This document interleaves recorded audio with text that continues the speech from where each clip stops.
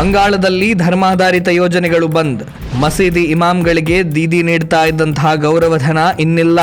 ಧಾರ್ಮಿಕ ವರ್ಗೀಕರಣದ ಆಧಾರದ ಮೇಲೆ ಸರ್ಕಾರಿ ಕಾರ್ಯಕ್ರಮಗಳನ್ನು ಸುವೇಂದು ಅಧಿಕಾರಿ ನೇತೃತ್ವದ ಪಶ್ಚಿಮ ಬಂಗಾಳ ಸರ್ಕಾರ ರದ್ದುಗೊಳಿಸಿದೆ. ಕಲ್ಯಾಣ ಕಾರ್ಯಕ್ರಮಗಳು ಧಾರ್ಮಿಕ ಗುರುತನ್ನ ಆಧರಿಸಿರಬಾರದು ಎಂದು ನಿರ್ಧರಿಸಿರುವಂತಹ ಬಿಜೆಪಿ ಸರ್ಕಾರ ಮಸೀದಿಗಳ ಇಮಾಮ್ಗಳಿಗೆ ಮತ್ತು ದೇವಾಲಯದ ಅರ್ಚಕರಿಗೆ ನೀಡಲಾಗ್ತಾ ಇದ್ದ ಮಾಸಿಕ ಗೌರವಧನವನ್ನ ಬಂದ್ ಮಾಡಿದೆ. ಮಮತಾ ಬ್ಯಾನರ್ಜಿ ನೇತೃತ್ವದ ಹಿಂದಿನ ಟಿಎಂಸಿ ಸರ್ಕಾರ ಇಮಾಮ್ಗಳು, ಮ್ಯೂಸಿನ್ಗಳು ಮತ್ತು ದೇವಾಲಯದ ಅರ್ಚಕರಿಗೆ ಮಾಸಿಕ ಗೌರವಧನವನ್ನು ಘೋಷಿಸಿತ್ತು. 2012ರಲ್ಲಿ ಪಶ್ಚಿಮ ಬಂಗಾಳದಾದ್ಯಂತ ಇಮಾಮ್ಗಳಿಗೆ ಸರ್ಕಾರ ಮಾಸಿಕ ಗೌರವಧನ ನೀಡುವ ಕಾರ್ಯಕ್ರಮವನ್ನು ಘೋಷಿಸಿದ್ದ ಟಿಎಂಸಿ ಸರ್ಕಾರ ಈ ಯೋಜನೆ ಅಡಿಯಲ್ಲಿ ಇಮಾಮ್ಗಳಿಗೆ ತಿಂಗಳಿಗೆ 2,500 ರೂಪಾಯಿ ಗೌರವಧನವನ್ನು ನೀಡಲಾಗ್ತಾ ಇತ್ತು.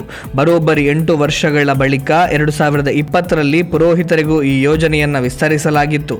ಇದೀಗ ಸುವೇಂದು ಅಧಿಕಾರಿ ನೇತೃತ್ವದ ಪಶ್ಚಿಮ ಬಂಗಾಳದ ಬಿಜೆಪಿ ಸರ್ಕಾರ ಇಡೀ ಯೋಜನೆಯನ್ನೇ ರದ್ದುಗೊಳಿಸಿದೆ.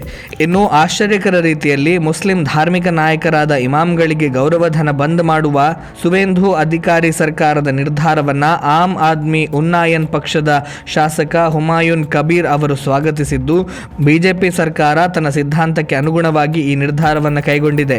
ಹೀಗಾಗಿ ನಾನು ಇದನ್ನು ಸ್ವಾಗತಿಸುತ್ತೇನೆಯೇ ಹೊರತು ವಿರೋಧಿಸುವುದಿಲ್ಲ ಎಂದು ಸ್ಪಷ್ಟಪಡಿಸಿದ್ದಾರೆ. ಪಶ್ಚಿಮ ಬಂಗಾಳದಲ್ಲಿ ಬಿಜೆಪಿ ಸರ್ಕಾರ ಆಡಳಿತಕ್ಕೆ ಬರುತ್ತಿದ್ದಂತೆಯೇ ಹಲವಾರು ಕ್ರಾಂತಿಕಾರಿ ಬದಲಾವಣೆಗಳಾಗುತ್ತಿದೆ.